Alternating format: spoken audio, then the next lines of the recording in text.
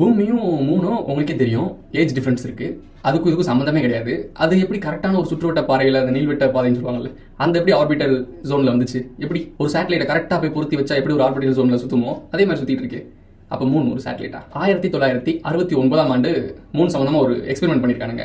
அங்கே என்ன பண்ணியிருக்காங்கன்னா, அந்த லூனார்னு சொல்லுவாங்கல்ல, அந்த லூனார் அந்த சேட்டலைட் அந்த விஷயத்தை டேரெக்டாக மூணில் மோதிருக்கானுங்க. இவனுங்க ஆராய்ச்சி பண்ண போனது வேற என்னமோ நினச்சிட்டு இங்கே சொல்றது. ஆனால் அங்கே போய் பண்ண வேலை என்னன்னா, மூணு மேலே நேரடியாக மோதிருக்கானுங்க. கிட்டத்தட்ட 1 டன் அளவுக்கு அந்த எக்ஸ்ப்ளோர் இருந்திருக்கு. அந்த எக்ஸ்ப்ளோர்ல இருந்து ஒரு வைப்ரேஷன் நடந்திருக்கு.